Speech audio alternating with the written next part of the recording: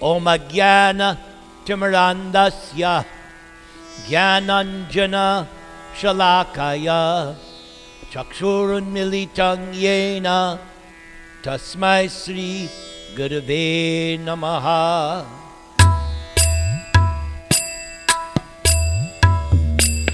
Krishna Krishna Krishna Krishna Krishna Krishna Krishna Hey Krishna Krishna Krishna Krishna Krishna Krishna Krishna Hey Krishna Krishna Krishna Krishna Krishna Krishna Rakshama Krishna Krishna Krishna Krishna Krishna Krishna Hahima Rama Raghava Rama Raghava Rama Raghava Rakshama Krishna Keshava Krishna Keshava Krishna Keshava Hahima Nama Om Vishnu Padaya Krishna Preshtaya Bhutale Srimate Bhakti Vedanta Swaminiti Namine Namaste Saraswati Devi Gaudavani Pracharine Nirvishesha Shunyavadi Pashyatya Desha Tarine Sri Krishna Chaitanya Prabhu Nityananda Sri Advaita Gadadhara Srivasadi Gaur Bhakta Vrinda Hare Krishna Krishna Krishna Hare Hare Hare Rama Rama Rama Hare Hare Hare Nama Krishna Yadavaya Namaha Gopala Govinda Rama Sri Madhusudana Hare Krishna Krishna Krishna Hare Hare Hare Rama Rama Rama Hare Hare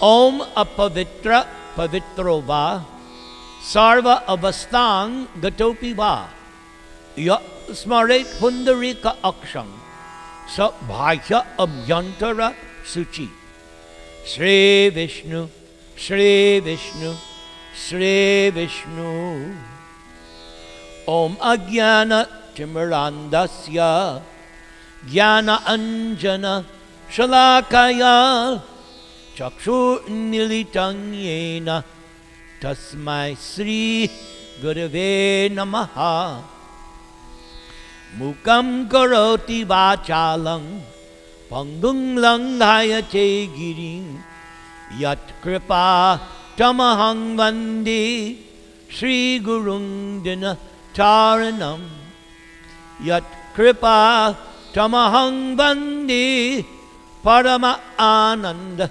Madhavam Trinadapi Sunichena Tarar Iva Sahishnuna Amanina Manadena Kirtaniya Sadahari Hare Nama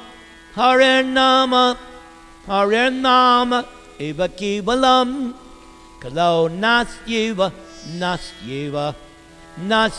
gatir anyata Guru Mukha Padmavakya Chitete Koriya Aikya Arna Koriho Mane Asha Om Namo Bhagavate Vasudevaya Om Namo Bhagavate Vasudevaya Om Namo Bhagavate Vasudevaya.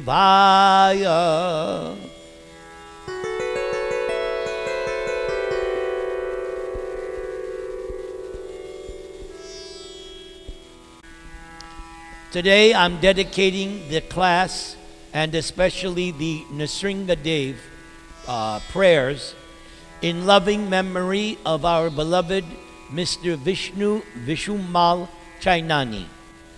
May Krishna bless him, protect him, maintain him. May he be as fortunate to be situated at Krishna's lotus feet, or if that's not possible, may he be placed in his next birth in the home of a pure devotee. Hare Krishna, Krishna Krishna, Hare Hare, Hare Rama, Rama Rama, Hare Hare. So, we are on the final chapter of the official Krishna book, entitled Summary Description of Lord Krishna's Pastimes. And this is the second episode, entitled In Dwaraka, Happily Ever After. Prabhupada begins by saying, one rule of poetic composition practiced by Vaishnava authors is known as Madhurena Samapayet. A literary work should conclude in a mood of special sweetness. Srila Shukadeva Goswami, the most tasteful narrator of transcendental topics, has accordingly included in this last chapter of the 10th canto of Srimad Bhagavatam a description of Lord Krishna's water sports in the attractive setting of Dwaraka, followed by the rapturous prayers of Lord Krishna's queens. The concluding portion of Krishna's pastimes is found in the 90th chapter of the 10th canto of Srimad Bhagavatam. And in this chapter, Shukadeva Goswami wants to explain how Krishna lived happily at Dwaraka with all opulences. Krishna's opulence of strength, or virya, has already been displayed throughout his different pastimes. And now it will be shown how Krishna's residence at Dwaraka displayed his opulences of wealth and beauty. In this material world, the opulences of wealth and beauty are considered the highest of all opulences. Yet, they are only a perverted reflection of these opulences which are originally found in the spiritual world. Therefore, while Krishna stayed on this planet as the Supreme Personality of Godhead, Krishna's opulences of wealth and beauty had no comparison within the three worlds. Krishna enjoyed 16,000 beautiful wives, and it is most significant that Krishna lived at Dwaraka as the only husband of these thousands of beautiful women. It is specifically stated in this connection that Krishna was the only husband of the 16,108 wives. Of course, it is not unheard of in the history of the world that a powerful king would keep many hundreds of queens. But although such a king might be the only husband of so many wives, the king could not enjoy all of them at one time. Krishna, however, enjoyed all of his 16,108 wives simultaneously. Now, although it may be said that yogis also can expand their bodies into many forms, the yogi's expansion and Lord Krishna's expansion are not the same. Krishna is therefore sometimes called Yogishvara, the master of all yogis. For instance, in the Vedic literature, even in Srimad Bhagavatam, we find that the yogi Saubhari Muni expanded himself into 8. But that expansion was like a television expansion. The television image is manifest in millions of expansions, but those expansions cannot act differently. They are simply reflections of the original and can only act exactly as the original does. Krishna's expansion is not material like the expansion of the television or the yogi. We also learn from the 3rd canto of Srimad Bhagavatam that Kardama Muni expanded himself into 9 forms and impregnated Devahuti 9 different times, and she immediately gave birth to 9 daughters. So, when Narada visited the different palaces of Krishna, Narada saw that Krishna, in his different expansions, was variously engaged in each and every palace of the queens. This we learned previously when Narada visited Krishna in Dwaraka. It is also said that Krishna lived in Dwaraka as the husband of the goddess of fortune. Queen Rukmini is considered the original goddess of fortune, and all the other 16,107 queens are Rukmini's expansions. Just as Radharani is the origin of all the other gopis, so Krishna, the chief of the Vrishni dynasty, enjoyed with the goddess of fortune in full opulence. The queens of Krishna are described as permanently youthful and beautiful. Since Krishna is the husband of the goddess of fortune, his name is therefore Madhava.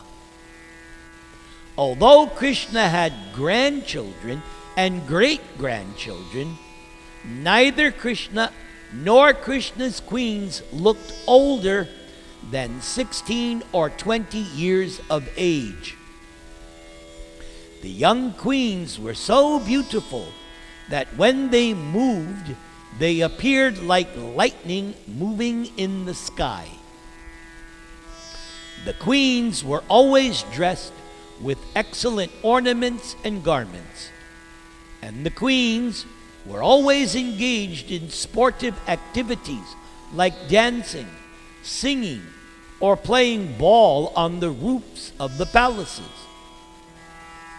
The dancing and tennis playing of girls in this material world are only perverted reflections of the original pastimes of the original personality of Godhead, Krishna, and his wives in Dwaraka. The roads and streets of the city of Dwaraka were always crowded with elephants, horses, chariots, and infantry soldiers. When elephants are engaged in service, the elephants are given liquor to drink. And it is said that the elephants in Dwaraka were given so much liquor that they would sprinkle a great quantity of it on the road and still walk on the streets in their intoxicated state.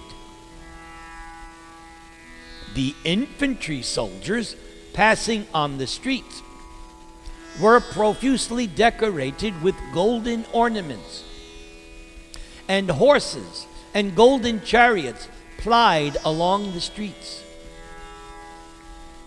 In all directions of Dwaraka city, wherever one would turn one's eyes, one could find green parks and gardens, each of them filled with trees and plants, laden with fruits and flowers. Because there were so many nice trees of fruits and flowers, all the sweetly chirping birds and buzzing bumblebees joined together to make sweet vibrations. The city of Dwaraka thus fully displayed all opulences. The heroes in the dynasty of Yadu used to think of themselves as the most fortunate residents of the city, and actually they enjoyed all transcendental facilities. All the 16,000 palaces of Krishna's queens were situated in this beautiful city of Dwaraka. And Lord Krishna, the supreme eternal enjoyer of all these facilities, expanded himself into 16,000 forms and simultaneously engaged in different family affairs in those 16,000 palaces. In each and every one of the palaces, there were nicely decorated gardens and lakes. The crystal clear water of the lakes contained many blooming lotus flowers of different colors, like blue, yellow, white, and red. The saffron powder from the lotus flowers was blown all around by the breeze. All the lakes were full of beautiful swans, ducks, and cranes, who all cried occasionally with melodious sounds. Lord Sri Krishna sometimes would enter those lakes or the rivers along with his wives, and they enjoyed swimming pastimes in full jubilation. Sometimes the wives of Lord Krishna, who were all goddesses of fortune, would embrace the Lord in the midst of the water while swimming or taking a bath, and the red vermilion of kumkum decorating their beautiful breasts would adorn the chest of the Lord with a reddish color. However, unfortunate are the impersonalists who do not dare to believe that in the spiritual world there are such varieties of enjoyment, because the impersonalists think that variety is only possible in the material world. The impersonalists stick to their philosophy of monism, and therefore they cannot conceive of spiritual variegatedness. But in order to demonstrate the factual, ever blissful enjoyment of the spiritual world, Lord Krishna descended on this planet Earth and showed that the spiritual world is not devoid of such pleasurable facilities of life. The only difference is that in the spiritual world, such facilities are eternal, never-ending occurrences, whereas in the material world, they are simply impermanent, perverted reflections. When Lord Krishna was engaged in such enjoyment, Gandharvas and professional musicians would glorify Krishna with melodious musical concerts, accompanied by kettle drums, mridangas, and other drums, along with stringed instruments and brass bugles. The whole atmosphere would change into a greatly festive celebration. In such a festive mood, the wives of Krishna would sometimes sprinkle water on Krishna's body with a syringe-like instrument. And similarly, Krishna would wet the bodies of the queens. When Krishna and the queens engaged themselves in these pastimes, it seemed as if the heavenly king Yaksharaj was engaged in pastimes with his many wives. Yaksharaj is also known as Kubera and is considered the treasurer of the demigods in the heavenly kingdom. Now, when the wives of Lord Krishna thus became wet by these sprinkling water pastimes, their breasts and thighs would increase in beauty hundreds of times, and their long hair would fall down to decorate those parts of their bodies. The beautiful flowers placed in their hair would then fall down, and the queens, being seemingly harassed by the lords throwing water at them, the queens would approach Krishna on the plea of snatching the syringe-like instrument. This attempt by the queens would create a situation wherein Krishna could embrace the queens as they willingly approached Krishna. And upon being embraced, the wives of Krishna would feel on their mouths a clear indication of conjugal love, and this would create an atmosphere of spiritual bliss. The conjugal pastimes of Krishna in Dwaraka are in the category of Swakiya Rasa, that is, lawful Vedic husband and wife exchanges. But we remember when we studied the Vraja Lila, in particular the pastimes of the Rasa Lila, we learned that there is another conjugal rasa known as Parakiya, which is the loving affairs of boyfriend and girlfriend. Now, when the garland on the neck of the Lord would touch the breasts of the queens, their whole bodies became covered with saffron yellow color. Being engaged in these celestial pastimes, the queens forgot themselves, and their loosened hair appeared like beautiful waves of a river.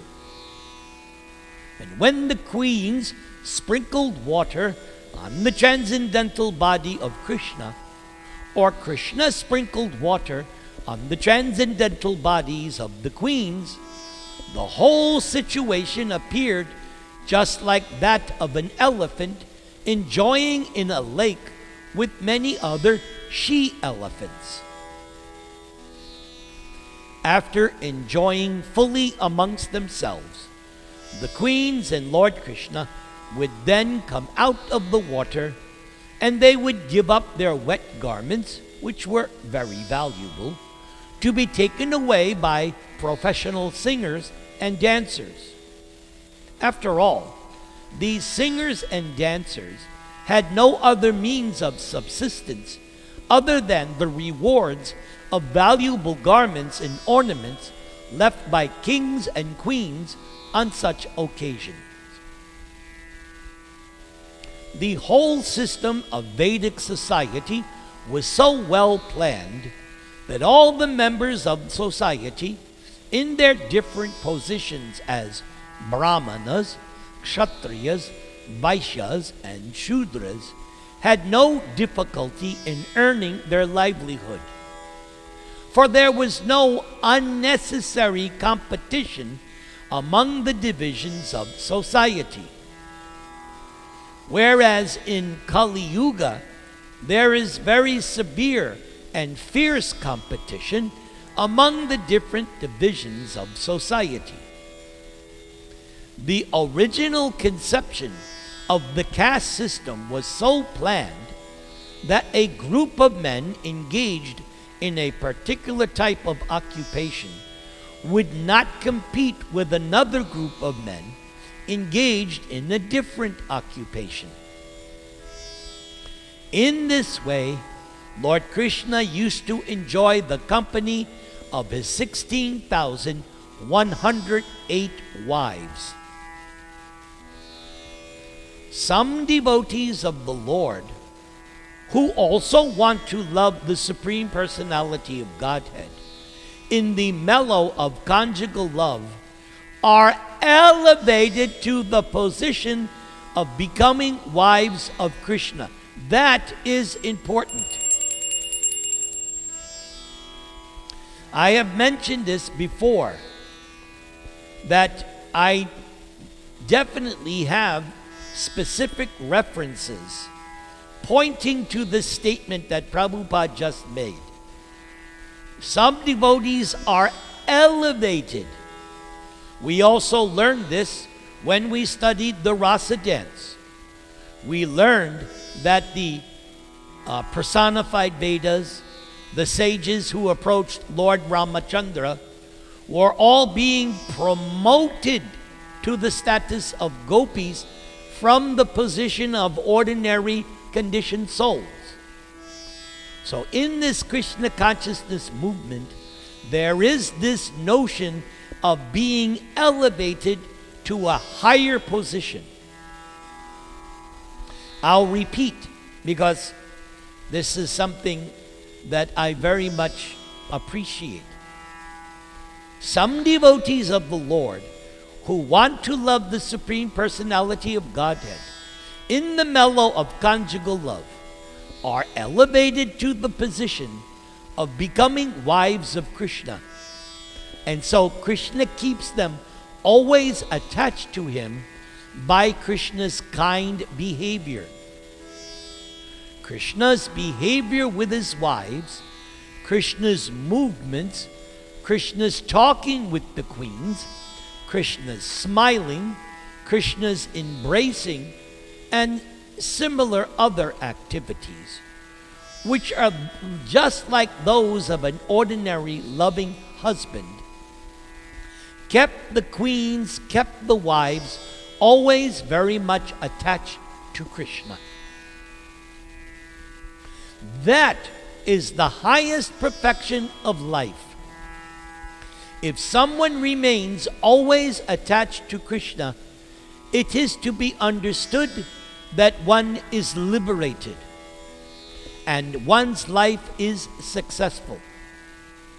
This was mentioned when we studied Bhagavad Gita, when Arjuna asked the important question, how does one transcend the modes of material nature? And Krishna responded by saying, Mang chayo vyabhicharena bhakti yogena ya sevate sagunan samati yaitan brahma bhuyaya kalpate. Brahma bhuyaya kalpate means to regain one's equal status with Krishna on the spiritual liberated platform.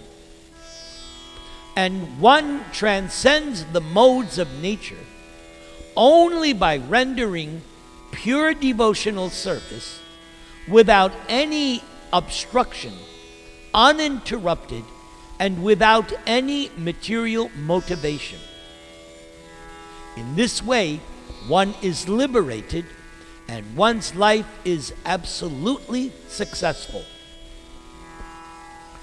With any devotee who loves Krishna with one's heart and soul, Krishna reciprocates in such a way that the devotee remains attached to Krishna. This was also mentioned in chapter 4 of Bhagavad Gita, when Krishna told Arjuna, Ye yata mang prapadyante tang stataiva bhajamyaham, that as the devotee surrenders and renders service to Krishna, Krishna reciprocates and renders service to the devotee. The reciprocal dealings of Krishna and Krishna's devotees are so attractive that a devotee cannot think of any subject matter other than Krishna. And that is the platform of pure devotional service. For all the 16,108 queens of Dwaraka, Krishna was their only worshipable objective. They were always absorbed in thought of Krishna. Krishna, the lotus-eyed and beautiful blackish personality of Godhead, whose original name is Govinda. Sometimes, in thought of Krishna, the queens would remain silent, and in great ecstasy of bhava and anubhava, the queens would sometimes speak as if delirious. Why? Sometimes, even in the presence of Lord Krishna, the queens vividly described the pastimes they had enjoyed in the lake or river with Krishna. Some of such talk will be described here in the next episode. Hare Krishna, Krishna Krishna, Hare Hare, Hare Rama, Rama Rama, Hare Hare. So now we will do the Nrsinga prayers with special emphasis on remembering our beloved Mr. Vishnu Vashumal Chainani, who passed away just a few days ago. Husband of Priya Vishnu Chainani, father of Bharti and Deepak. So let's offer these Nrsinga prayers.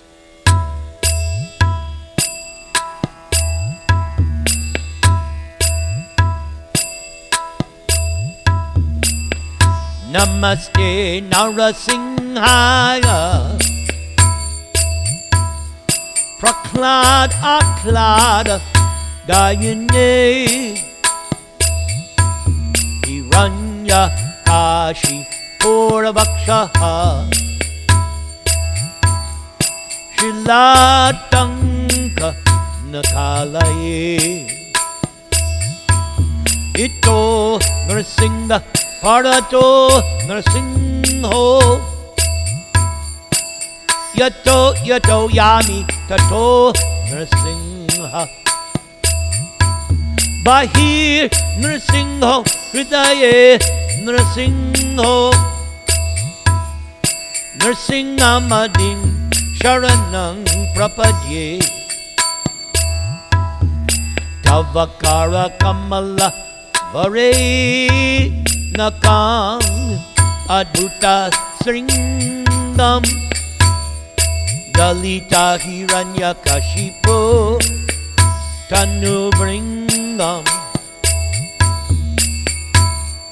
Keshavadvita Narahadi Rupa, Jai Jagadisha Hare, Jai Jagadisha Hare, Jaya Jagadisha Hare. Keshavadvita Nrsimha Rupa, Jaya Jagadisha Hare, Jaya Jagadisha Hare, Jaya Jagadisha Hare, Jaya Jagadish, Jaya Jagadish, Jai Jagadisha Hare Keshavadrita Nrsinga Rupa Jaya Jagadisha Hare Jaya Jagadisha Hare Jai Jagadisha Hare Jai Jagadisha Jai Jagadisha Jai Jagadisha Hare Hare Krishna Krishna Krishna Hare Hare Hare Rama Rama Rama Hare Hare.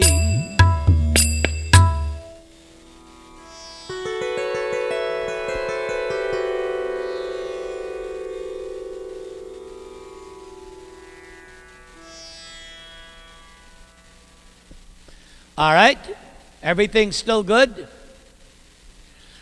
Okay, so let's do our song. Today's song was a hit record in the early 60s, and the version that I learned was that done by the Beatles. And the original title of this song is Money. That's what I want. But that is against the teachings of Lord Chaitanya Mahaprabhu. So I changed it to Krishna. That's what I want.